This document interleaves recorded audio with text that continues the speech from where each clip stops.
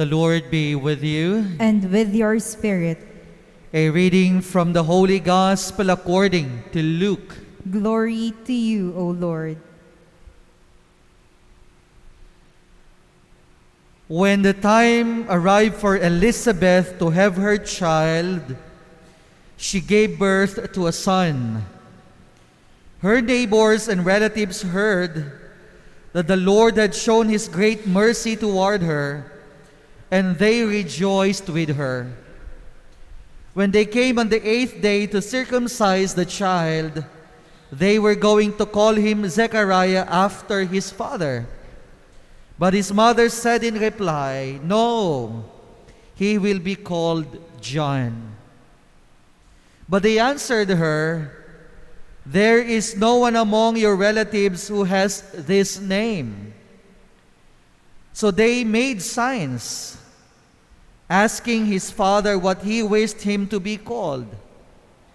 He asked for a tablet and wrote, "John is his name." And all were amazed. Immediately his mouth was opened, his tongue freed, and he spoke, blessing God. Then fear came upon all their neighbors, and all these matters were discussed throughout the hill country of Judea. All who heard these things took them to heart, saying, "What then will this child be? For surely the hand of the Lord was with him."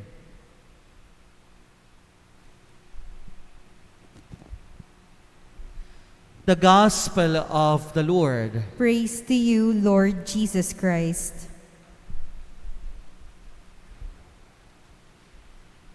In the birth of John the Baptist, we are reminded of beautiful things. The first is, his name is John. Ewan ko kung mayroon bang nagngangalan po dito ng John, o Johnny, o Juan. But you see, the name John is very beautiful because it means God is gracious. God favors. Mapagpala ang Diyos.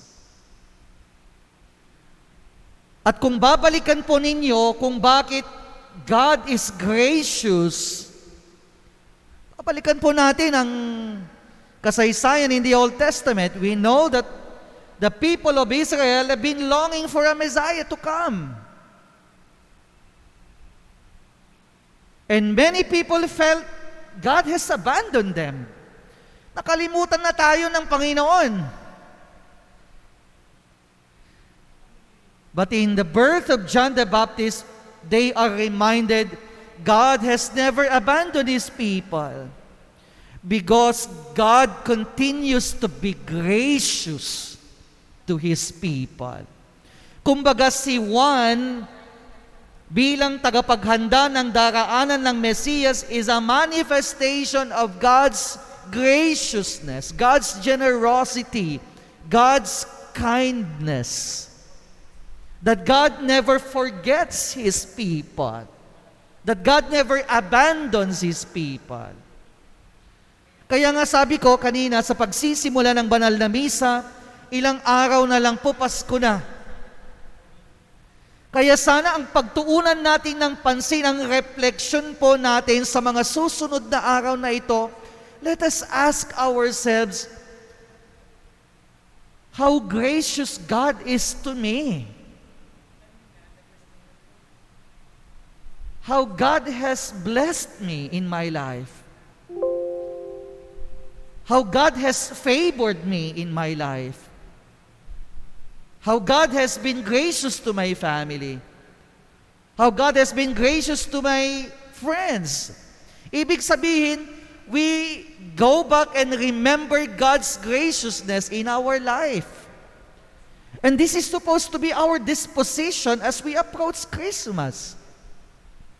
Hindi yung nagbibilang tayo ng mga hindi magagandang bagay. Hindi yung naglilista tayo ng mga miserableng pangyayari ngayon. Our disposition must be, go back and remember your experiences of God's graciousness. Paano ba naging mapagpala ang Diyos sa inyo? Pangalawa is, you see, in the life and ministry of John the Baptist, it was not enough that he was a manifestation of God's graciousness. Rather, he also became God's graciousness to other people. Kumbaga, he became a manifestation himself to other people of God's graciousness. At yun ang pangalawang hamon sa atin. If God has been so gracious to you, if God has been so kind to you, now it's your turn to be gracious. It's your turn to be a gift. Be gracious to your family. Be a gift to your family. Be gracious and be a gift to your friends, relatives, to the church, to your religious organizations, to your workplaces. Ibig sabihin, let us be instruments of God's graciousness in the world. Kaya ito yung 200, kumbaga two-way traffic ito sa buhay ni Juan Bautista. He was a manifestation of God's graciousness, and in return, he realized this by being God's graciousness to other people. At sana ganyan din po tayo. Lalong-lalo na ngayong panahon na ito. Na napakahirap na nga, totoo. But if we allow ourselves to be John, God's graciousness to the world, I know yung mga kapatid po nating patuloy nilang mararamdaman ang pagpapala ng Diyos sa atin. And finally, isang napakagandang linya towards the end of the gospel. Ang tanong ng mga tao, what then will this child be? Alam nyo, kung merong isang nakakalungkot na pwedeng mangyari sa isang tao ay ang tinatawag natin, ilalagay ka sa isang kahon. Kinakahon ka, sabi nila. You are placed in a box. Kumbaga, iyan ka, ganyan ka na lang.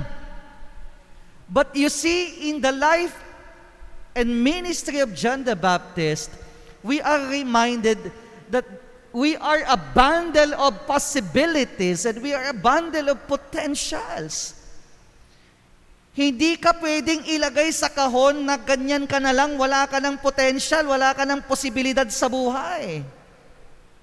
And at times, it's very sad that we look at people, most probably those who screwed their life or screwed up in their work or have done miserable things or terrible things in their life.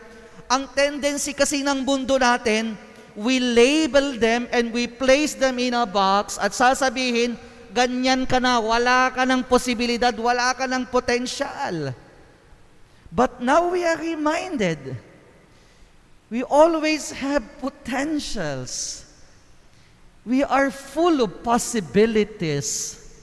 Ang tanong lang naman sa atin is, are you willing to realize your potentials? Are you willing to realize your possibilities? Siyempre, pag kinahon ka, maduduwag ka din. Mawawalan ka ng gana. Panghihinaan ka ng loob. Bakit? Kinahon ka na nga eh. Ang tingin na sa iyo, ganyan ka na lang. Wala ka nang magagawa dyan. Ganyan ka na lang. But remind yourselves, even if you have screwed up in life, you still have potentials. You still have great possibilities in life. So the invitation is, fulfill and realize your potentials and possibilities in life. Kaya mga minamahal kong kapatid, napakaganda na ilang gabi na lang. This is the second to the last Simbang Gabi, right? Maganda na pinapaalahanan tayo ng ating ebanghelyo sa pamamagitan ng pagsilang kay Juan Bautista. Unang-una is, God is gracious and God will continue to be gracious to us kahit anong mangyari.